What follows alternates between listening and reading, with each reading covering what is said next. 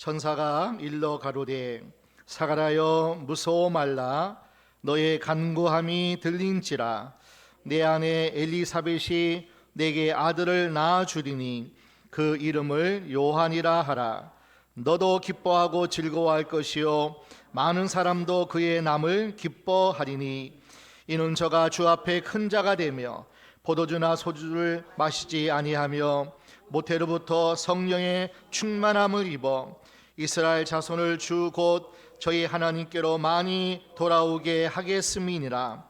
저가 또 엘리야의 심령과 능력으로 주 앞에 앞서 가서 아비의 마음을 자식에게 거스리는 자를 의인의 슬기에 돌아오게 하고 주를 위하여 세운 백성을 예비하리라. 아멘. 우리는 기쁜 소식, 복된 소식을 우리는 복음이라 그럽니다. 여러분, 복된 소식이 뭘까요? 기쁜 소식이 뭘까요? 가장 우리에게, 온 인류에게 가장 복된 복음이 있다면 그 복음은 하나님이 우리를 사랑하셔서 죄 가운데 심판받아 지옥 갈 우리들을 사망에서 건져 하나님의 나라, 하나님의 자녀, 하나님의 사랑을 입은 자, 하나님의 사랑이 끊어졌고 하나님의 사랑을 떠났고 영원한 저주 안에 있는 자들을 위하여 우리를 구원하시기 위해서 구원자 예수 그리스도를 이 땅에 오게 하신 것이 가장 큰 기쁜 소식이요 복된 소식, 복음인 줄로 믿습니다. 로마서 1장에 보게 되면 이 복음에 대해서 정확하게 정의하고 있어요. 로마서 1장 1절 2절 함께 보겠습니다. 로마서 1장 1절 2절 예수 그리스도의 종 바울은 사도로 부르심을 받아 하나님의 뭐를 위해서요? 복음을 위하여 택정함을 입었으니 이 복음은 하나님이 선지자들로 말미암아 그의 아들에 관하여 성경에 미리 약속하신 것이라. 자, 이 복음은 그 아들에 관하여 성경께서 성경에 기록된 대로 장차 메시아 구원자를 이 땅에 보내실 텐데 하나님의 아들에 관하여서 선지자들이 많이 성경을 기록했죠. 그래서 3절까지 볼까요? 3절 이 아들로 말하면 육신으로는 다윗의 혈통에서 나셨고 다윗의 아들.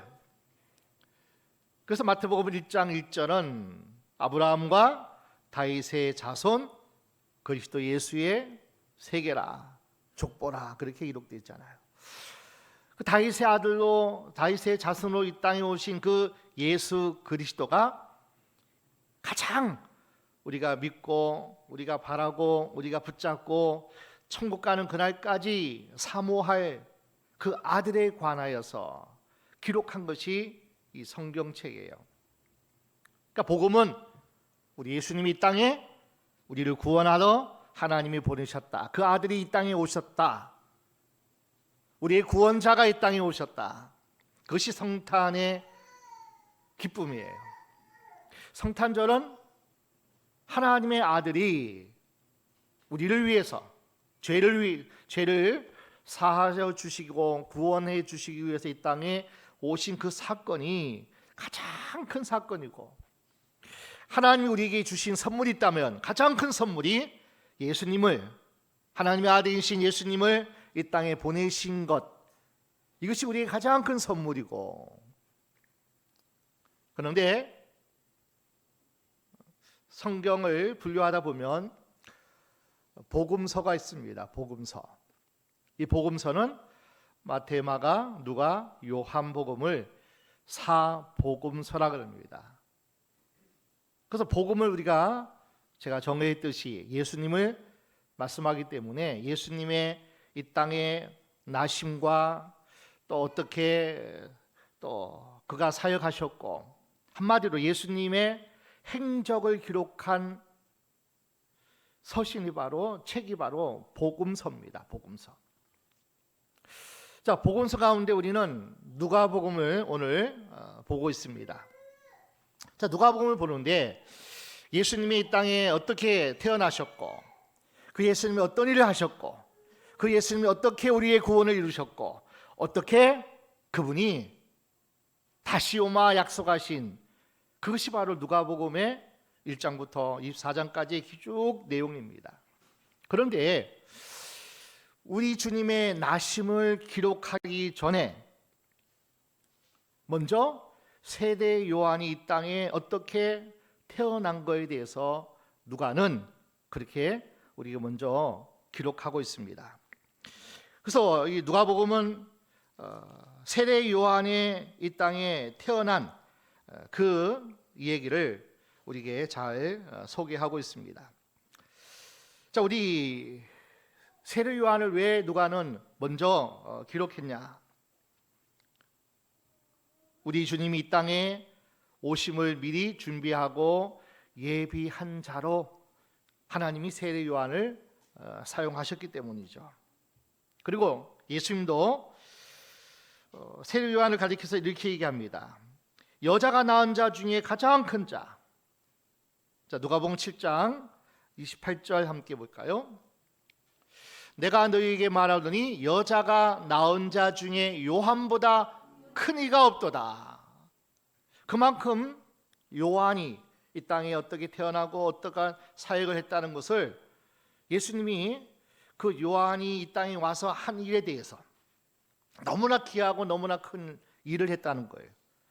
우리 예수님이 이 땅에 오시는 그 길에 너무나 귀하고 너무나 아름다운 준비를 잘한, 하나님 보실 때, 예수님이 보실 때 여자가 낳은 사람들 중에, 모든 사람은 다 여자가 낳았잖아요.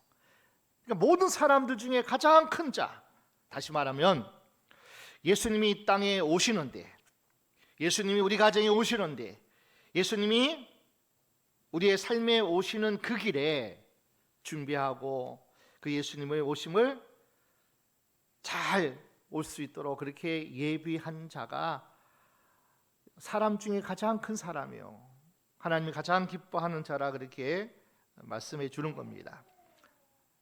자, 오늘은 누가복음 1장을 통해서 세례 요한이 이 땅에 태어나는 그 사건 속에서 먼저 사가랴 엘리사벳 부부의 모습을 먼저 우리에게 소개하고 있습니다. 그래서 오늘은 그 세례 요한의 부모의 어떤 신앙, 그리고 세례 요한이 이 땅에서 감당한 사명이 무엇인지 해서 우리가 성탄절을 앞두고 함께 말씀을 나누기를 원합니다. 먼저 우리 예수님이 이 땅에 태어나실 때의 역사적 배경이 무엇이냐는 거예요. 자, 5절 함께 보겠습니다. 누가복음 1장 5절입니다.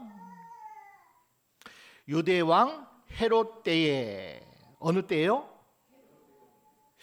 유대 왕으로 헤롯이 있었는데 그 헤롯 때에 사가랴와 엘리사벳 부부가 살았다는 거예요. 그 헤롯 왕 때에 세례 요한이 태어났다는 거예요. 헤롯 왕이 어떤 사람인 줄 아세요? 그런 정통 유대인이 아닙니다. 에돔 족속에. 그런데 로마 황제의 환심을 사가지고 헤롯이 유대 나라의 왕으로 그렇게 로마 황제가 세웠던 인물입니다. 그러니 적통을 가진 유대인이 아니기 때문에 유대인의 환심을 사기 위해서 성전을 복구했어요. 성전을 화려하게 그렇게 증축하는, 그래서 헤롯 성전이라 그렇게 얘기했죠. 그리고 그 헤롯은 얼마나 정치적으로나 또 많은 사람의 환심을 사기 위해서 헤롯 성전도 지었지만은, 그러나 너무나 그의 성격은 강포합니다. 아내도 죽였어요. 그리고 아들도 사람들이 따르고 자기의 권자를 위협한다 해서 그 아들도 죽인 사람이 헤롯이에요. 그리고 가장 헤롯이 악하고 우리에게 있어서 가장 큰 사건이 있다면 예수님이 태어날 때 유대 땅 베들레헴의 그 지경에 태어난 모든 아이들은 2살 아래 아이들은 다 죽이라고. 너무나 악하고 자기의 정권을 위해서 내가 왕인데 누가 또 유대 땅의 왕으로 나시냐고 목자의 말을 듣고서 2살 아이의 모든 아이들은 다 죽이라고 그렇게 명령해서 피 비린내 나는 그러한 역사를 행했던 이가 헤롯입니다. 그러니 그 세상은 너무나 어둡죠. 너무나 악한 세상이었어요. 그런데 그때에 사가랴와 엘리사벳 부부가 살았는데, 그것을 한번 성경에 보겠습니다. 유대 왕 헤롯 때에 아비야 반열에 제사장 하나가 있으니 이름은 사가랴요 그 아내는 아론의 자손이니 이름은 엘리사벳이라. 6절까지. 이 두 사람이 하나님 앞에 의인이니 주의 모든 계명과 규례대로 흠이 없이 행하더라.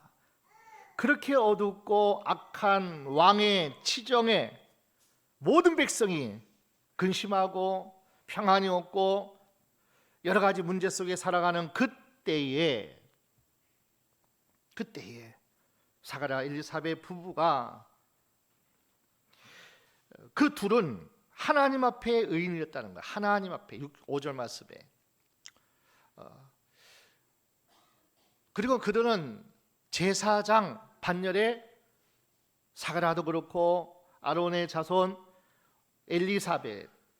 근데 그가 하나님 앞에 6절에 보니까 의인이니 그리고 주의 모든 계명과 규례대로 흠이 없이 행했다. 성경이 하나님이 사가랴와 엘리사벳 부부를 가리켜서 의인이라 그렇게 칭했어요. 아브라함에게 호칭한 거예요. 노아에게 호칭한 거예요. 이 호칭은 아무에게나 성경은 붙여지지 않는 이름이에요. 그럼에도 엘리사벳, 사가랴 부부는 하나님 앞에 의인이라 그렇게 인정받을 정도로, 그리고 하나님의 모든 말씀을, 계명을 하나님이 어떤 말씀을 하시든지 흠이 없이 행했다. 그러니까 완전한 순종. 하나님께서 말씀하신 대로 하라면 했고, 이걸 하지 말라 했으면 안 했고, 하나님 말씀에 순종함에 있어서 흠이 없다는 거예요. 책 잡을 것이 없다는 거예요. 완전한 순종을 이루었던 그 부부.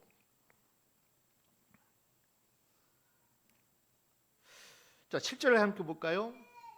그런데 이 가정에 엘리사벳이 수태를 못함으로 저희가 무자하고 두 사람이 나이 많더라.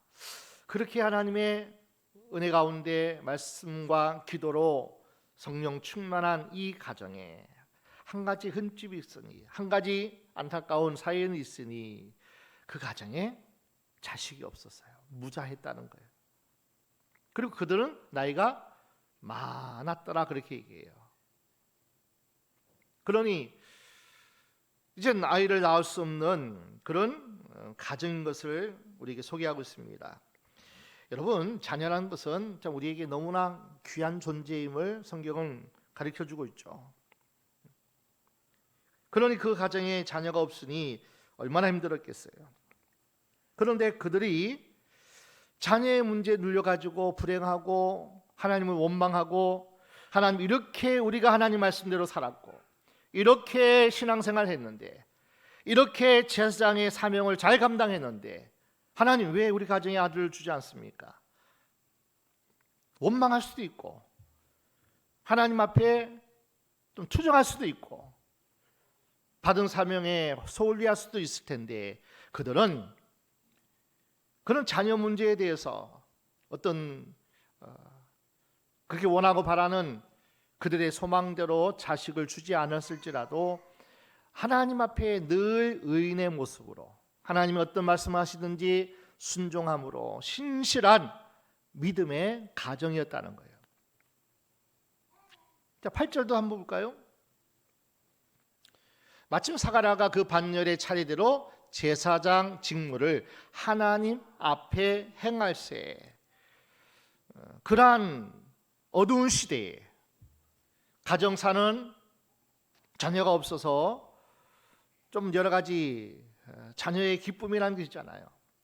그 기쁨이 없으니 좀 여러 가지 힘들고 뭐 그런 상황인데 하나님 앞에 제사장의 사명, 하나님께서 주신 사명을 소홀히 하지 않고 그 직무를 여전히 나이가 들어서도, 그러니까 오랜 시간 동안, 결혼을 한 지가 참 오래됐을 거 아니에요. 20년 됐지, 30년 됐지. 그 오랜 시간 동안 그 어려운 시대에, 그리고 가정에는 자녀의 기쁨이 없는 그러한 상황 속에서 충성스럽게 하나님 앞에서 상황을 탓하지 않고 환경을 탓하지 않고 아픈 사연은 있지만은 묵묵히 충성스러운 이 사가랴 부부의 가정을 보게 됩니다. 여러분, 의인이 뭘까요? 의인. 하나님 앞에 의인. 하나님 앞에 순종하며 사는 삶. 여러분, 의인이라는 정의를 저는 이렇게 했으면 좋겠어요. 상황에 관계없이 하나님 앞 코람 대오의 신앙으로 사는 것. 언제나 하나님 앞에 하나님의 불꽃 같은 눈으로 내 중심을 볼지라도 나의 모든 생각과 내 모든 중심과 내 모든 삶의 모든 것들이 하나님 앞에. 그러니까 의인은 아무나 칭호를 받을 수 없는 특별한 칭호로 하나님께서 의인이라 그렇게 부르는 거예요. 진정한 의인은 하나님 앞에 상황과 관계없이 문제와 상관없이 늘 하나님 앞에 온전한 말씀 붙잡고 그리고 하나님의 뜻을 이루어가는 사람들. 하나님은 그런 사람들을 주목합니다. 자, 9절을 함께 보겠습니다. 제사장의 전례를 따라 제비를 뽑아 주의 성소에 들어가 분향하고, 제사장들은 아마 순번으로 돌아가면서 하나님 앞에 나가서 제사를 드리는 그 직무를 감당하는데, 자, 그때 어떤 일이 일어났냐면은 11절로 13절 함께 보겠습니다. 주의 사자가 저에게 나타나 향단 우편에 선지라. 13절까지. 사가랴가 보고 놀라며 무서워하니 천사가 일러가로되 사가랴여 무서워 말라. 너의 간구함이 들린지라. 내 아내 엘리사벳이 내게 아들을 낳아 주리니 그 이름을 요한이라 하라. 천사가 나타났어요. 여러분, 천사는 아무 때나 나타나지 않아요. 특별한 하나님의 계시를 받아 하나님 명령 가운데 다니엘에게 가브리엘 천사가 임했고 미가엘 군대 장관이 임했던 것처럼 특별한 하나님의 계시를 전달하는, 마리아에게도 천사가 나타났죠. 제사장 직무를 잘 감당하는 하나님의 앞에서 늘 의인의 삶을 살던 그 요한 사가랴에게 하나님의 천사가 나타났습니다. 자, 천사가 무슨 뜻을 가지고 왔냐면은 네 아내 엘리사벳이 아들을 낳아준다는 거예요. 그리고 그 이름을 요한이라 하라. 요한의 이름은 하나님은 은혜로우시다. 우리의 모든 상황이 내 계획대로 내 원함대로 되어지지 않을지라도 하나님이 주신 것은 하나님의 은혜다. 그러니까 여러 가지 상황이 문제가 있다 할지라도 그것이 하나님의 은혜고, 또 하나님이 그것을 해결해 주셔도 그것도 은혜고, 이렇던 저렇던 하나님의 은혜인데 요한이라는 이름으로 하나님이 그렇게 그 가정을 축복해 주셨어요. 그런데 잘 보십시오. 사가라여 너의 간구함이 들린지라. 이 사가라 부부는 하나님께 기도 제목이 뭐겠어요?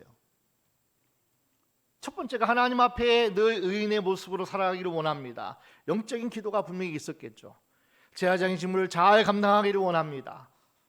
그런데 천사가 이렇게 얘기한 거예요. 네 간구함이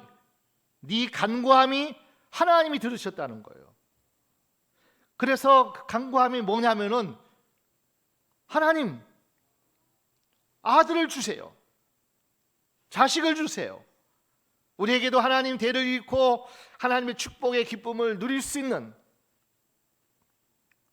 그것이 아마 그들의 다른 영적이고 사명 감당하는 여러 가지 기도 제목이겠지만은 또 한 가지 기도가 뭐냐면 하나님 우리 가정에 자녀 주옵소서.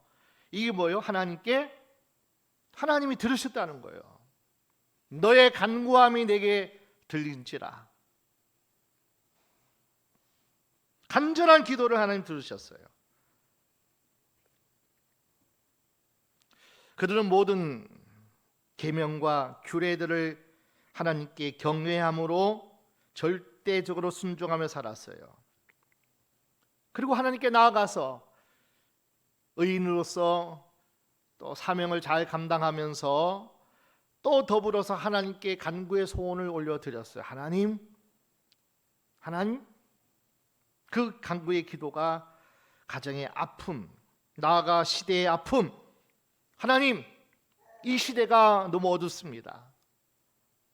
이 나라가 풍전등화와 같이 헤롯의 악행을 통해 가지고 온 나라가 온전한 믿음으로, 온전한 말씀으로 살아갈 수 없는 이때, 하나님 이 시대에 빛을 주옵소서.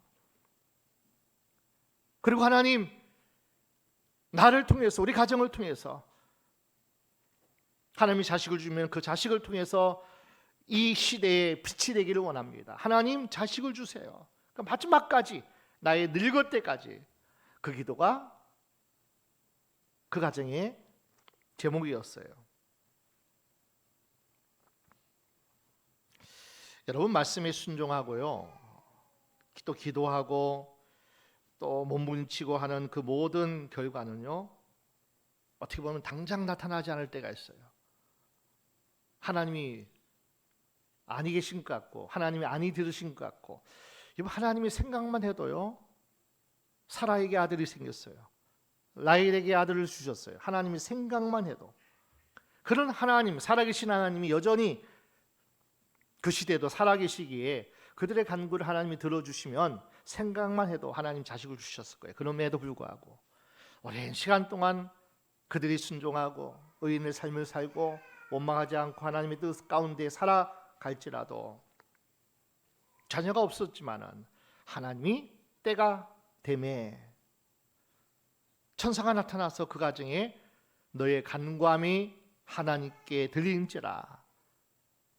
하나님이 아들을 주시겠다 그러고 그 아들의 이름을 요한이라 하라. 전적으로 하나님의 은혜의 자식이라, 그렇게 하나님께서 했어요.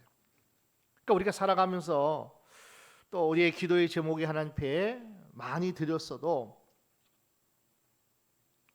그 하나님의 응답은 언제 이루어질 줄 몰라요. 더딘 것인 것 같아요. 마치 하박국 2장 3절 4절 말씀대로 정말 그때 시대가 어둡고 그렇게 아팠을지라도 우리의 기도의 응답이 더디어지는 것 같아요. 아니, 응답되지 않은 것 같아요. 그럴지라도 하나님은 뭐예요?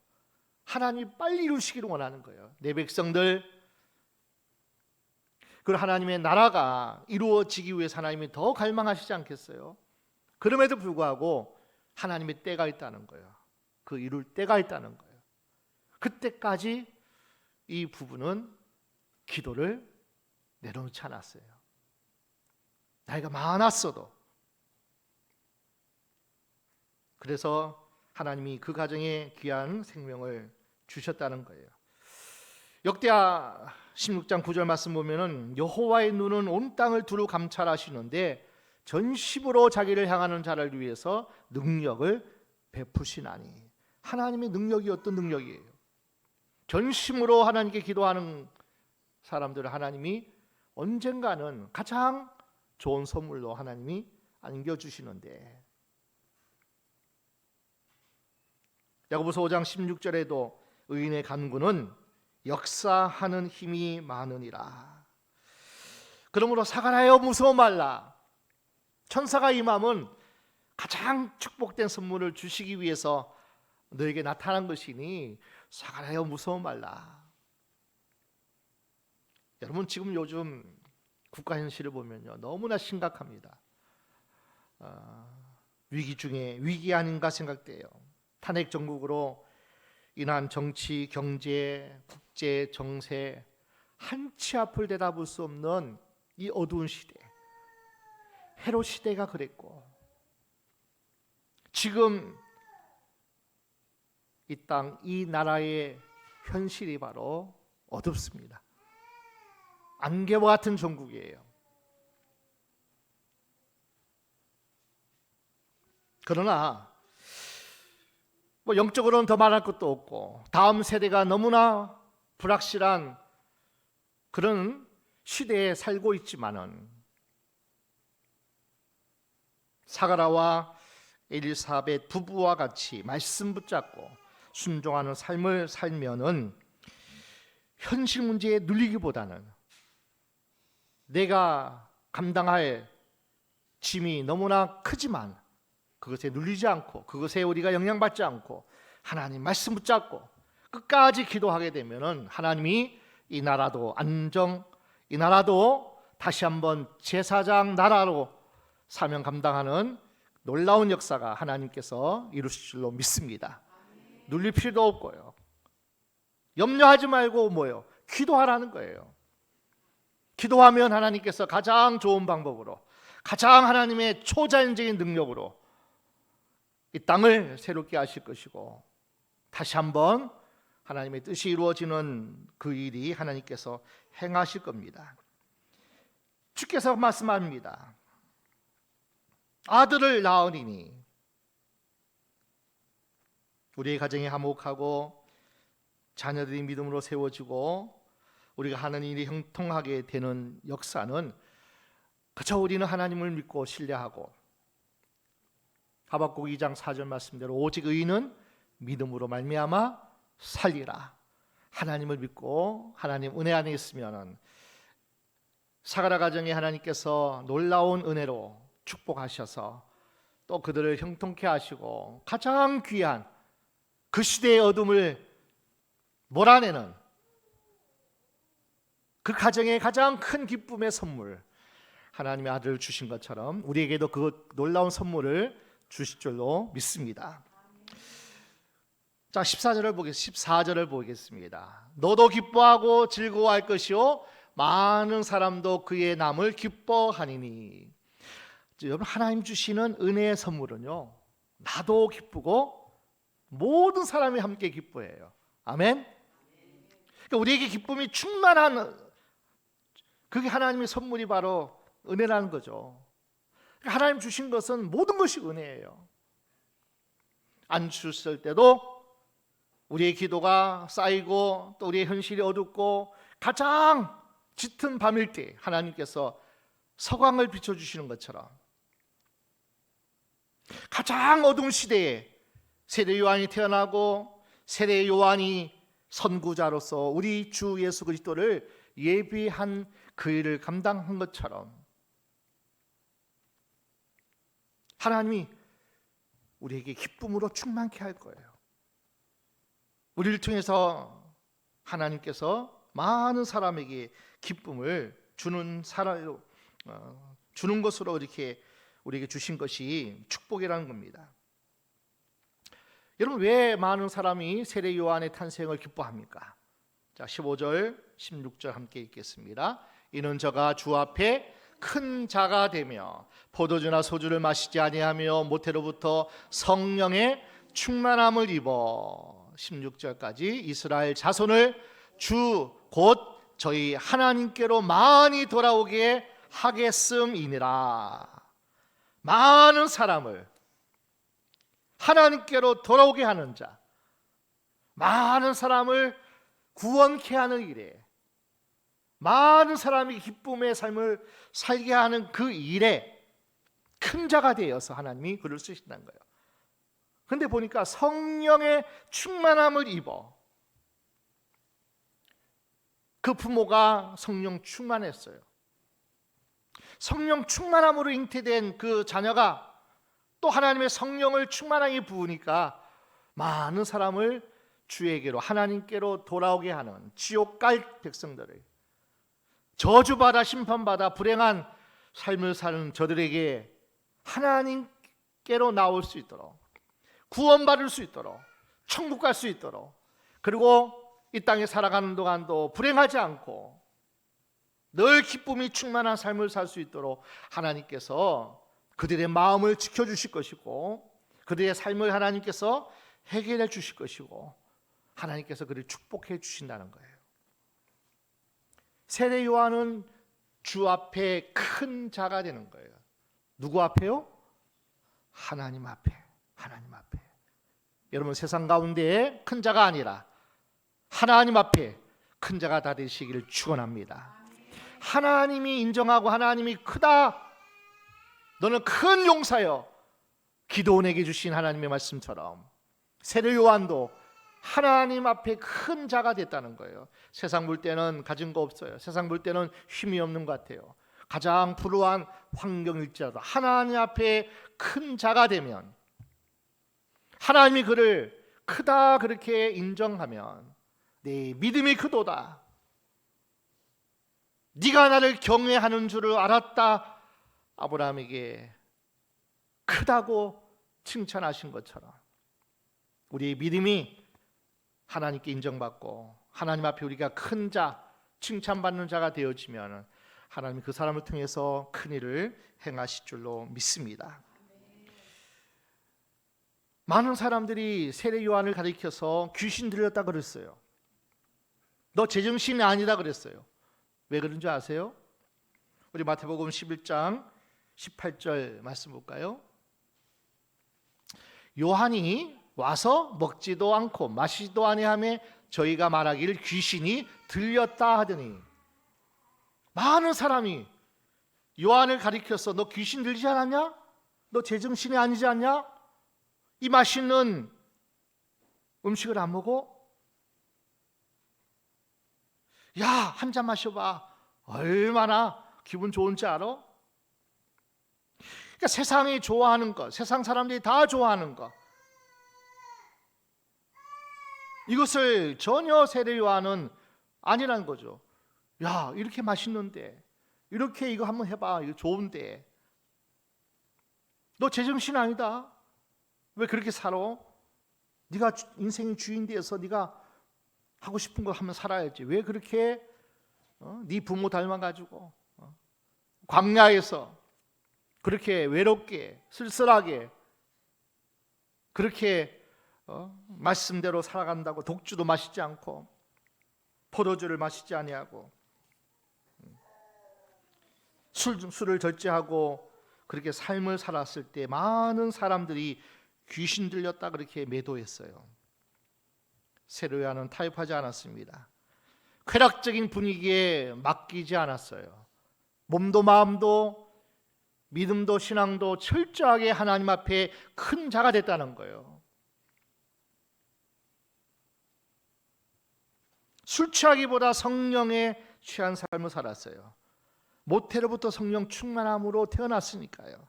그리고 그가 부모의 가르침과 또 기도의 응답대로 그도 철저하게 세상 짝하지 않고 세상에 흘려가지 않고 말씀에 순종하며 간절히 기도하는 세례 요한이 되었을 때 하나님이 그를 크게 세웠다는 거예요. 이렇게 해서 세례 요한이 많은 사람을 주께로 돌아오게 했다는 거예요. 자, 우리 다시 본문으로 가십시다. 누가복음 1장 16절을 볼까요? 이스라엘 자손을 주 곧 저희 하나님께로 많이 돌아오게 하겠음이니라. 이렇게 하나님이 그를 준비시킨 거예요.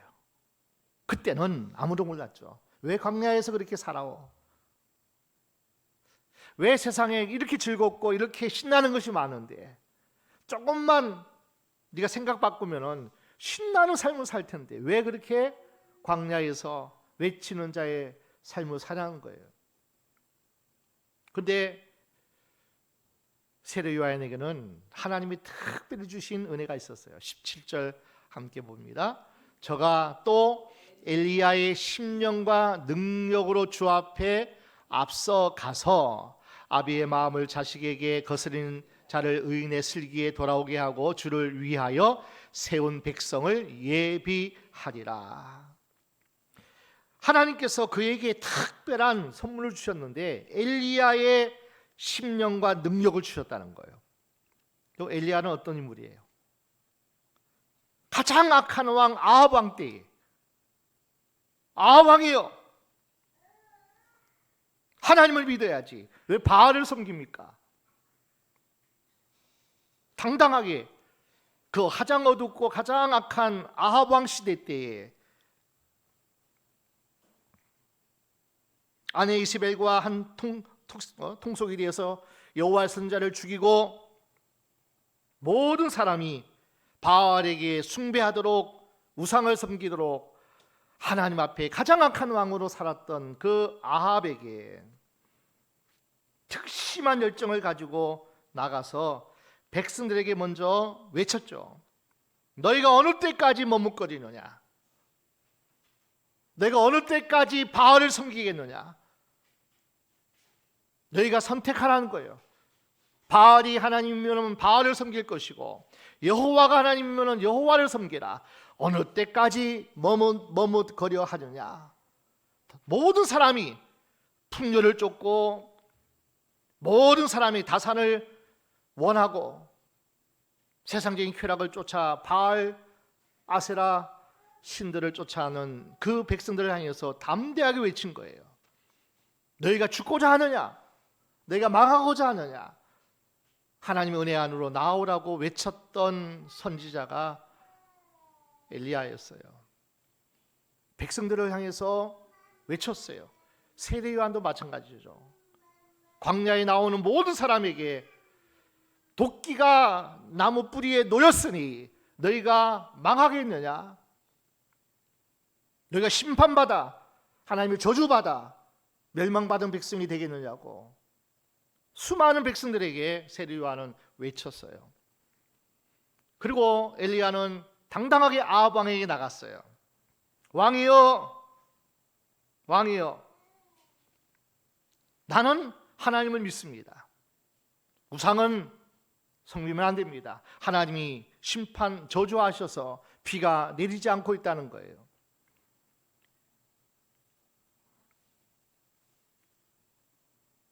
그리고 갈멜산에 많은 백성들 보는 앞에서 바알이 진짜 하나님인지 여호와가 진짜 하나님인지 850명을 바알의 선자들과 대결을 합니다. 그리고 그가 이렇게 선포합니다. 우리 열왕기상 18장 36절 37절입니다. 저녁 소재 드릴 때에 이르러 선지자 엘리야가 나아가서 말하되 아브라함과 이삭과 이스라엘 하나님 여호와여, 주께서 이스라엘 중에서 하나님 되심과 내가 주의 종이 됨과 내가 주의 말씀대로 이 모든 일을 행하는 것을 오늘날 알게 하옵소서. 여호와여, 내게 응답하옵소서. 내게 응답하옵소서. 이 백성으로 주 여호와 하나님이신 것과 주는 저희의 마음을 돌이키게 하시는 것을 알게 하옵소서 하매. 엘리야의 심정은 온 백성이 하나님이 불러응답하심을 보고 하나님 아버지께로 돌이키게 하는 것이 엘리야가 목숨 걸고 백성을 향해서 아합 왕을 향해서 수많은 바알 선자들과 대결을 하는 거예요. 목숨 거는 거예요. 이 기도를 하자마자 하나님께서 불을 내렸어요. 번제물과 나무와 돌과 흙을 태우고 도랑의 물까지 다 핥아서 다 태워버렸어요. 하나님을 향한 특심이, 이 백성이 하나님께로 돌아와서 심판받고 저주받아 지옥 가지 않게 하기 위해서 엘리야의 그 심정이, 엘리야의 능력이 세례 요한에게 하나님께서 허락하셨다는 거예요. 이 시대에 우리에게도 엘리야의 심령과 능력이 임하기를 축원합니다. 우리에게도 임하셔야 돼요. 엘리야가 그렇게 외쳤던 것을 세례 요한도 광야에서 외쳤어요. 심지어는 가장 악한 왕 헤롯에게 왕이여 당신이 그렇게 살면 되겠냐고.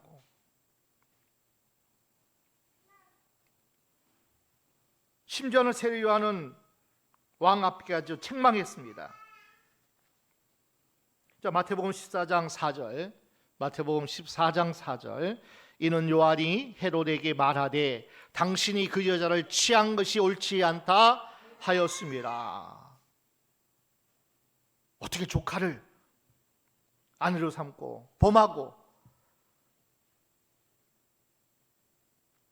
옳지 않다고 당당하게 엘리야가 아합 왕에게 가서 바알을 섬기는 것이 옳지 않습니다 하고 외쳤던 것처럼 죽음을 각오하고 헤롯 왕에게 그 아내를 취함은 하나님이 옳게 생각하지 않습니다. 잘못됐습니다. 그렇게.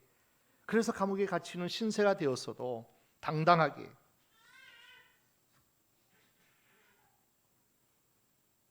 엘리야가 그랬던 것처럼 세례 요한도 하나님 앞에 온전히 말씀 앞에 순종하며 살았다는 거예요. 성경은 태초에 하나님이 천지를 창조하시니라. 그리고 요한계시록 마지막 장 마지막 절 아멘 주 예수여 어서 오시옵소서. 창조로 시작해서 이제 때가 되면요 우리 예수님이 이 땅에 심판주로 오시는 그 재림이 있을 거예요. 그 성경은 창조로 시작해서 재림으로 심판으로 끝을 맺어요.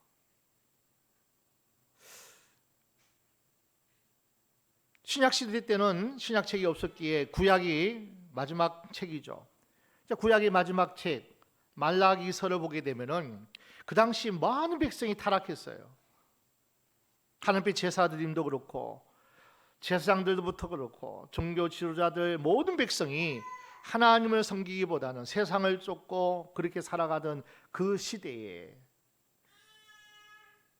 하나님께서 이렇게 말씀합니다. 말라기 4장 6절입니다. 그가 아비의 마음을 자녀에게로 돌이키게 하고 자녀들의 마음을 그들의 아비에게로 돌이키게 하리라. 돌이키지 아니하면 두렵건대 내가 와서 저주로 그 땅을 칠까 하노라 하시니라.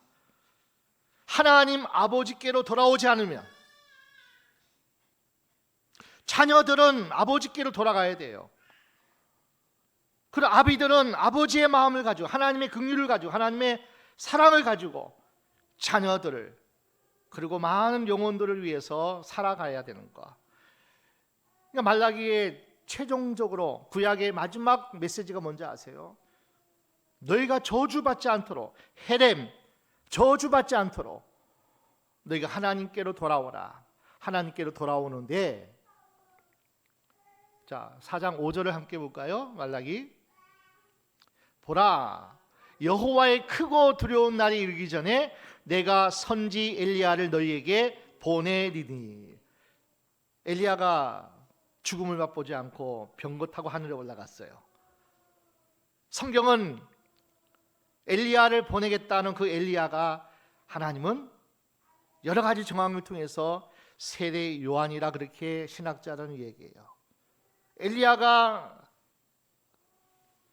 죽음을 맛보지 않고 하늘에 올라갔는데 하나님이 우리 예수님이 이 땅에 오심에 준비하는 자로 세례 요한을 보냈는데 그 세례 요한이 엘리야라는 거예요. 내가 전에 선자 엘리야를 너에게 보내리니 자 선자가 엘리야가 하는 일이 뭐예요? 아버지께로 돌아오게 했잖아요. 갈멜산에서. 그런데 아비의 마음을 자녀에게로 돌이키게 하고 자녀들의 마음을 그들의 아버지에게로 돌이키게 하리라. 결국 세례 요한은 엘리야의 심령과 능력을 성령의 충만함으로 받아가지고 외치는 자의 소리로 우리 예수님이 이 땅에 오심을 준비하고 외치는 자로 살아갔다는 거예요. 수많은 백성을 우리 예수님께로 인도하는 자로 살아갔던 거예요. 내 뒤에 오신 이는 저가 하나님의 어린 양이로다. 성령의 불로 세례를 줄 자가 예수님으로 소개하고, 그가 장차 심판주로 이 땅에 오실 그 재림주로 세례 요한은 그 예수님을 소개했다는 거예요. 바라기는 기독교 역사는 직진입니다. 우리 인생이 시작해서 죽음으로 끝나고 온 세계 역사가 하나님의 창조로 시작했지만은 재림의 날에 저주의 심판의 불로 온 세상 아버지의 마음을 갖지 않고 사는 사람들, 자녀들이 아버지께로 돌아가지 않는 불신앙의 사람들을 하나님은 심판하실 거예요. 그거 위해서 주님이 이 땅에 오셨어요. 우리 주님의 오심을 세례 요한이 또 준비한 것처럼, 그래서 가장 큰 복은 뭐냐면은 아버지의 마음을 회복하는 거예요. 우리에게도 아버지의 심정이 있어야 돼요. 목사도, 장로도, 권사도, 집사도 아버지의 마음이 회복되기 위해서 기도하셔야 되고요. 그리고 수많은 사람들이 하나님께로 돌아갈 수 있도록 세례 요한이 외쳤던 것처럼, 구약의 엘리야가 외쳤던 것처럼 하나님의 능력을, 성령의 충만함을 받아가지고 그 사명 감당해야 됩니다. 우리 가정을 그래서 구원시키셔야 돼요. 우리 일가 친척을 그렇게 세례 요한의 외침이 우리에게 있어요. 아버지의 마음이 부어줘야 되죠. 엘리야의 능력이 우리 가운데 임해야 돼요. 그러지 않고는 가정 구원 못해요. 자녀 온전한 신앙으로 세우지 못해요. 우리 교회 엘리야의 신명과 능력이 임하지 않고는 이 시대에, 어려운 시대에, 악한 시대에, 세상을 쫓아 쾌락을 쫓아 사는 이 시대에 빛으로 비칠 수 없는 그런 교회가 될 거예요. 하나님, 우리 교회가 엘리야의 심령과 능력이 임하기를 원합니다. 내가 그렇게 되어서 우리 가정을 구원하고 나와 함께하는 모든 이들이 아버지께로 돌아가는 아버지의 마음을 내게 부어줘서 우리가 작은 예수, 하나님의 사랑을 저들에게 보여주고 저들에게 나타내는 그런 삶을 우리가 살아가기 위해서 다른 거 없더라고요. 사가랴 엘리사벳 부부가 성령 충만함으로 말씀 붙잡고 기도할 때 하나님께서 그 가정을 복 주셨고 그 시대에 가장 빛나는 인물로 아들을 주신 것처럼, 세례 요한이 성령의 충만함을 받아 엘리야의 심령을 가지고 아버지의 심정을 가지고 능력으로 세상을, 그리고 우리 예수님의 이 땅에 오심을 준비하는 자로 하나님이 그렇게 쓰신 것처럼 오늘 우리 교회가, 저와 여러분이 이러한 놀라운 하나님의 주시는 심령과 능력을 받기 위해서 다른 거 없더라고요. 약속의 말씀 붙잡고 기도하는 것밖에 없더라고요. 성령이 임하는 것밖에 없더라고요. 오늘 저와 여러분이, 우리 교회가, 여러분의 가정이 그러한 놀라운 구원의 가정, 축복의 가정, 하나님이 놀랍도록 영광 받으시고 가장 귀하다고 그렇게 하나님께서 역사하시는 우리 교회와 여러분의 가정과 여러분의 삶이 다 되시기를 주의 이름으로 축원합니다.